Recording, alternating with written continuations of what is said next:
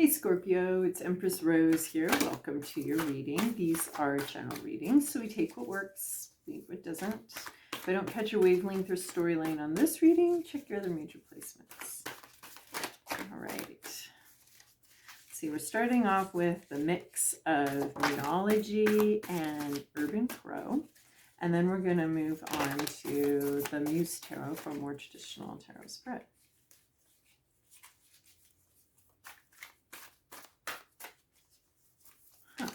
Fascinating.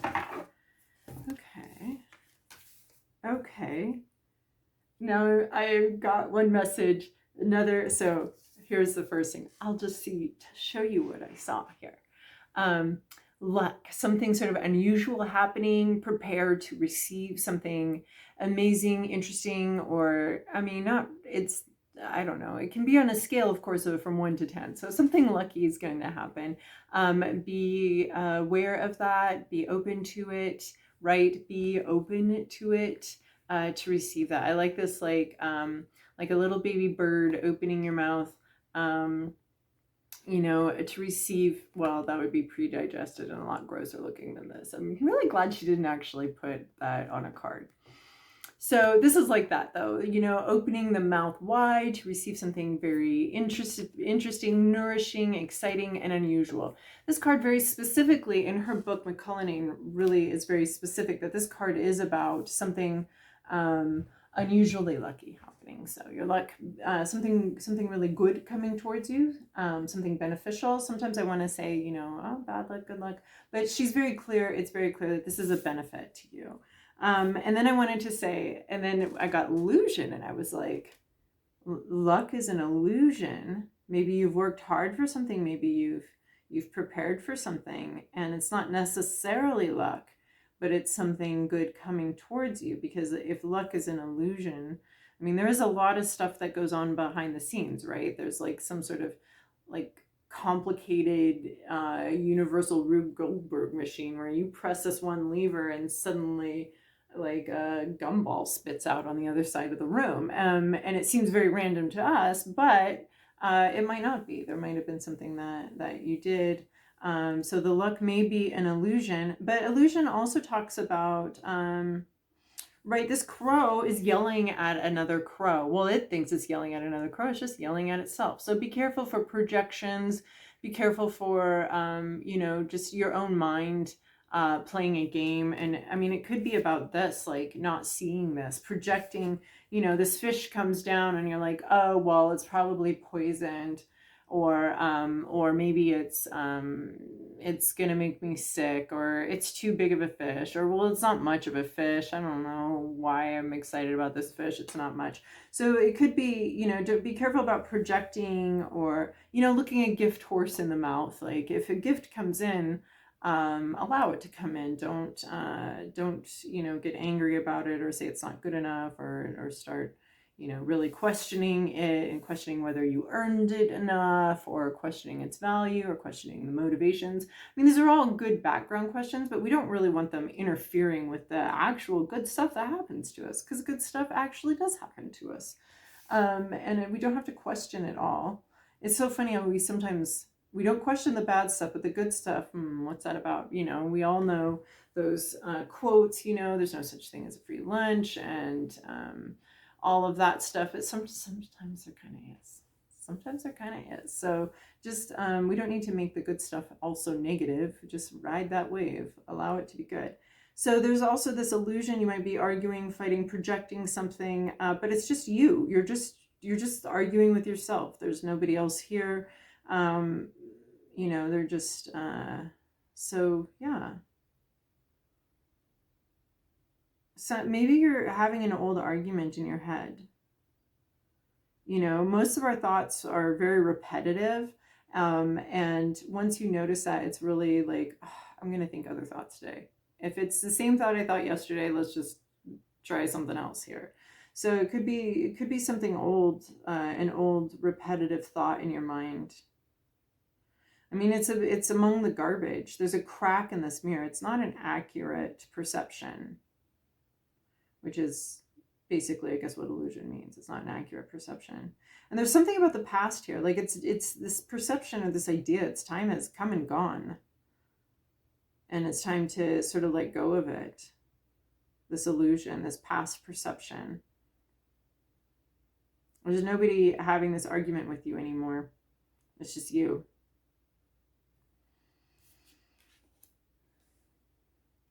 The reality is gone. The reality is old. The reality is past its time, and it's time to let the echoes of that and the illusion of that also go out with the trash, right?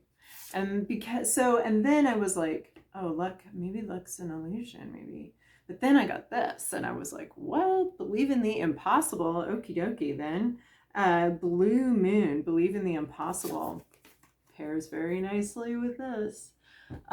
Believing in the impossible, this good luck coming in, right? And we were just talking about this old argument or looking at gift, like the mouth is open and it's like looking in the mouth here. It is like it's counting the teeth. Hey, someone just gave you a horse. Don't like count the teeth. I mean, I guess there's a sense where horses are expensive to keep up. So if it's not a very healthy horse and it's not going to be useful for you, you may want to do a cost-benefit analysis. But someone's trying to give you a horse, stop looking in the mouth and seeing how old it is and trying to discern its health and well-being.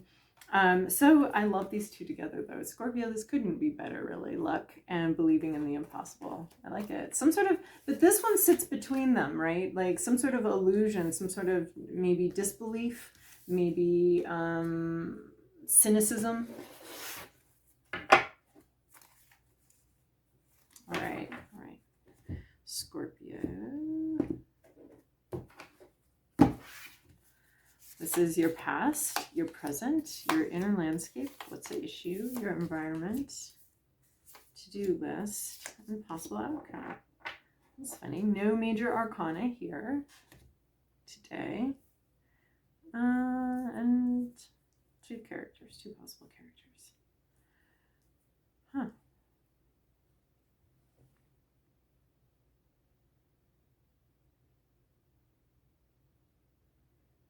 A lot of emotions. I'm talking about emotions. A lot of emotions. All right. We have in your recent past 10 of emotions. Something very satisfying, very exciting. We have in this 10 of emotions, which would be your 10 of cups for those of you reading along at home. This is your 10 of cups. So this has more of a community. The 10 of cups usually depicts a smallish family unit having a moment of peace and a moment of joy and a moment of arrival and enjoying what they've accomplished and achieved. This is 10 of emotions. I see sort of a dance troupe having successfully finished a dance that they worked on for a long time. So the successful elation of with our expression, some sort of full expression. Like dance is so fascinating. It's all these ways in which the body, I'm feeling my body right now. The body like can express emotions in every movement, every little down to the fingers, the dancers, they move that emotion and that feeling through their bodies. So there's a very I want to say a physically manifested joy, emotion, an elation, a completion of something and a celebration of that thing. I feel like these dancers are taking their bow. There's very much a stage presence here, and there's a taking a bow and that sense of we did it. We pulled this off. We actually achieved this, and it was very exciting, and everybody was thrilled. And I do see a bit of a community here, maybe family, maybe friends, maybe, a dance troupe type vibe of we really pulled this off. We performed this, we finished it, and that elation at that completion and that success. So that's in your recent past. In your current situation, we have 6 of materials. So this one is about sort of flow, work flow, money flow, the flow of time and money. This one really depicts a teamwork, a team working together to create something, to move something. I also see it as like a the resources being allotted to different things, and sometimes the resources are on your side, sometimes they're on the other side. It's like I don't like playing volleyball because I'm not a very competitive person. A lot of volleyball players are extremely competitive. And so, but I do like, what I do like is like badminton, I guess badminton more, where, well, it's how I play it. This is what I like. It's that we've got a real good volley going on here. Like, I love that. That's very fun. I'm not trying to beat anyone. I'm trying to keep the little birdie in the air. It's very fun. So I see sort of a badminton game or a tennis match where the joy is in making it last as long as possible and keeping the volley going and keeping the like you're working together. Like both sides, in my mind, the way the game should be played is both sides of the net are invested in keeping the back and forth going and working together to keep the resources moving, to keep the energy moving, to keep the time moving. And there's a sense of play here. And so to me, that would be a very fun game. The way these games are set up now, I don't understand them. But to me, that would be a really fun game to see how many bounces we can get without losing focus or without losing the ball, like just aiming it back and forth at each other. I love that. So anyway, I think I've gone on long enough about that, but that to me is the Six of Pentacles, is how those netted games should be played, of just trying to maintain a volley back and forth. So that's what I see here with the Six of Materials, is keeping the resources moving, keeping the energy moving, keeping it a real nice back and forth. Like, so we could see them. I'm apparently not done talking about net games.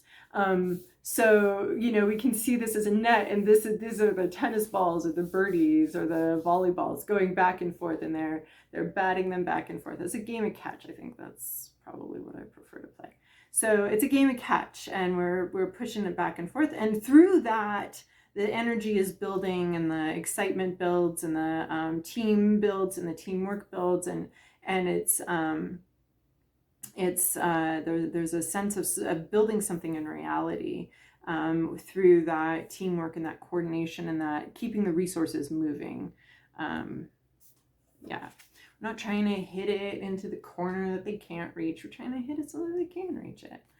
And then in your inner landscape, your hopes, your fears, we have Queen of Voices. So you could be, this is very direct communication. So this could be a person that you're working with, someone that you're working with, but this can also be a vibe.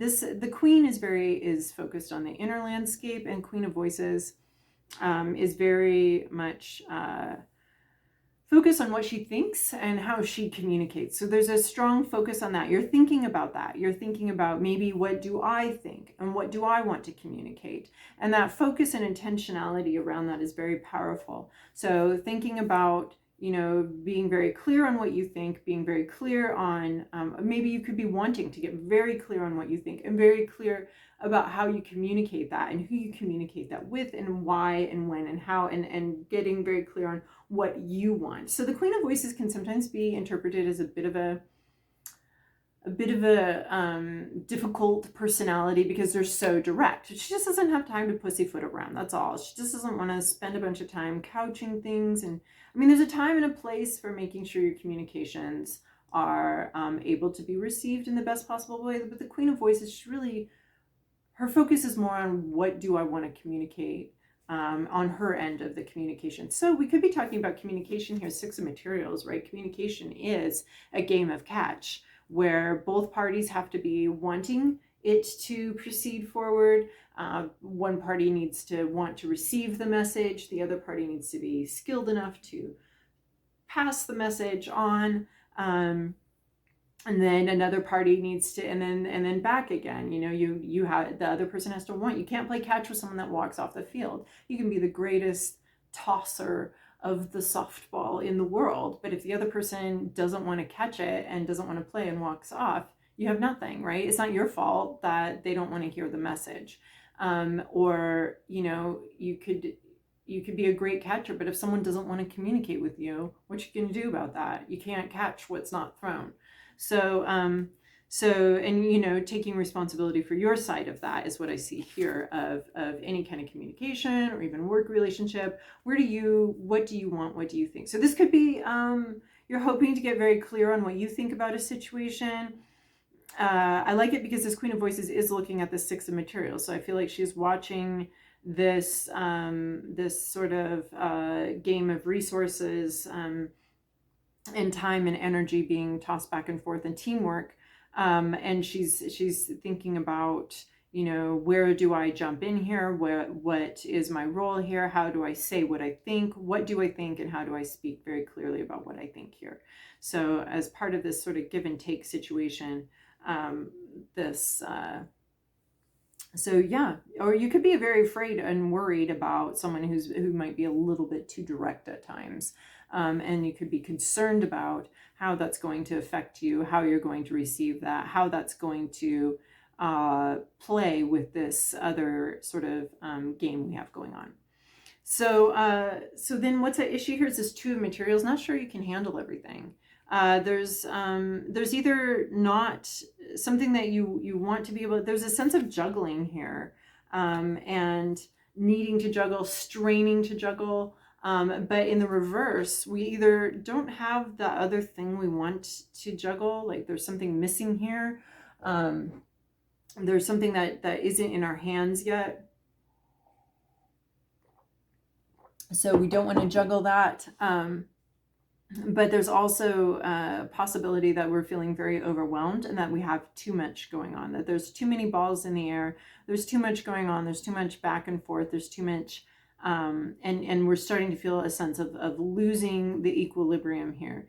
Either that, or there's just a pause in negotiation, especially if this Queen of Voices represents someone who's a little bit strident and a little bit direct.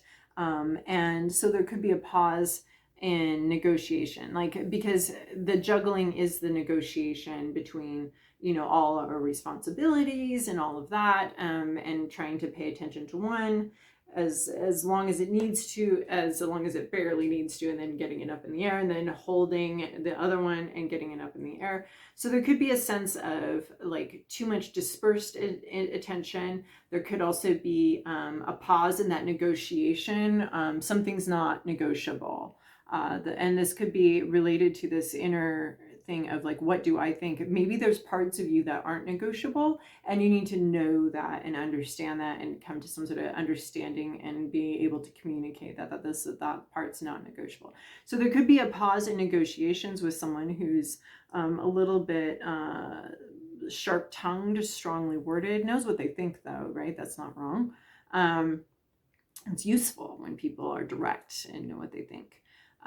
So something's not being negotiated very well here. It's either the negotiations have paused and stopped and there's nothing to be negotiated, but there's still some sort of issue, and that's actually an issue, the pause and the break in the negotiation. Or there's just way too much and you're not able to keep all your balls in the air right now.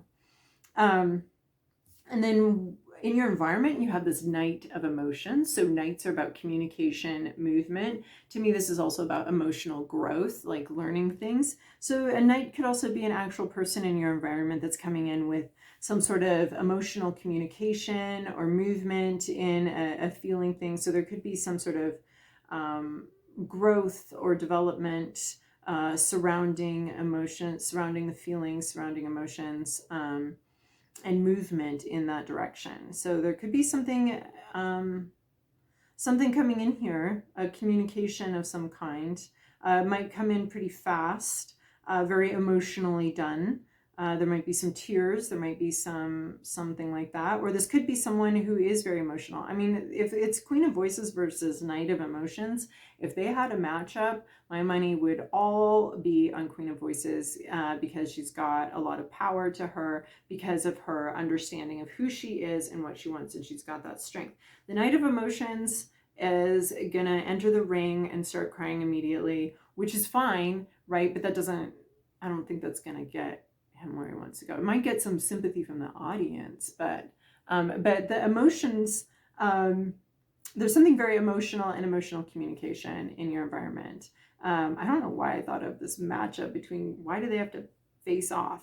well, maybe they're bouncing things back and forth, and it's less of a face-off and more of a team working together. I don't know, but there's a communication in your environment, or someone who is very emotional, maybe not very well controlled emotion. That's what I'm trying to get at here. Is there something in your environment that's either triggering not well controlled emotions or not well understood emotions? Because control has a sense of fear and anxiety underlying some need to buckle down on that. But we're talking about more like a sort of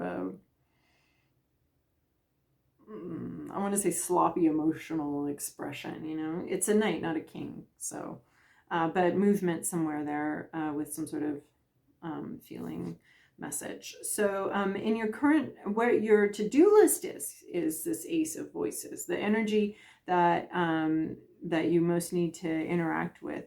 Ace of Voices, that's beginning. The ace is the start, right? The very beginning, the intention coming in. Oh, it's very nice paired with this Queen of Voices, because if you're looking to know what you think and how you feel, this Ace of Voices is that epiphany coming in, that clarity that you've been wanting. So getting very clear, having a very clear understanding to a point where you can very clearly state what it is, a very clear understanding of something. It's like that first moment you put on glasses when you first get in glasses, and you're like, wow, I can see very clearly now. And I can talk about my environment very clearly. I see the blades of grass. I see the leaves on the trees. There's a sense of being able to see something. So Ace of Voices, I love it. It's an epiphany. You can't make an epiphany happen, though. Like, they kind of come in all by themselves. So there's something... there could be some sort of communication coming in too, because it's voices, it's the swords, it's communication, the beginning to communicate something very clearly. There might be a sharpness to it, but there's an understanding. It might hit you when you're least expecting it. Communication and understanding, a clarity, an answered prayer, or a well-phrased prayer to the universe, where you suddenly understand what the question is and what there's some kind of point that you're getting. So I feel like the Ace of Voices in your to-do list is either starting a very clear, very honest conversation, and if that doesn't make sense to you, then I would say receiving, being prepared to receive, and being prepared to have a lot of clarity about this emotional communication coming in, because we have a lot of communication here. Some of it's sloppy and emotional, but your Ace of Voices here has a precision to it. So being very precise with what you do say, being very clear and precise with what you say and how you communicate something, an idea. And this might be the beginning of understanding something. And I like it, because this Queen of Voices was like in your inner landscape. That's what you want. You wanted to understand something. You want to see something clearly. And it looks like you're getting an opportunity to do that. See something very clearly. Maybe even bust through this illusion that you've been somewhat aware that might have been an illusion. And being able to bust through that. And then where you're going here is the Six of Emotions. I had an interesting emotional reaction to that one. So Six of Emotions, returning to something from the past that brought you joy and peace and happiness. You know it, you recognize it. There's a return of something that did bring you so much joy and so much delight. And it's time, this is a possible outcome, that you return to that time, that you return to more of an open heart, more of a time where you were more open, more receptive, didn't question what you liked, what you wanted, didn't question it quite so much. A time of just embracing who you are. And returning, you know, sometimes I talk about that room, like we're this big giant mansion, and we have so many rooms we can't possibly of like interests and parts of ourselves. We can't possibly maintain all of them or even enjoy all of the rooms in one day. So sometimes we shut a room off it's no longer useful to us. We're no longer using it, we shut it off, and then this is like a return to a room that you once enjoyed once before, and it could be a person, it could be a hobby or an activity, but a return to something that you enjoyed before, a return to that thing, and a reopening of a room of yourself that did once bring you a lot of joy, but it either got crowded out with time and energy and all of that, or sometimes we shut it down because something painful happened in it and we're not quite ready to revisit that thing. So there is an old door in your mansion of self that will be opened again. You've already been in this room, you know this room. It'll bring you a lot of joy, and it'll reconnect you with some part of yourself that has been lost over the last bit of time. So anyway, Scorpio, I hope that was useful for you. Thank you so much for your likes, subscribes, and comments, and I'll see you in a fortnight.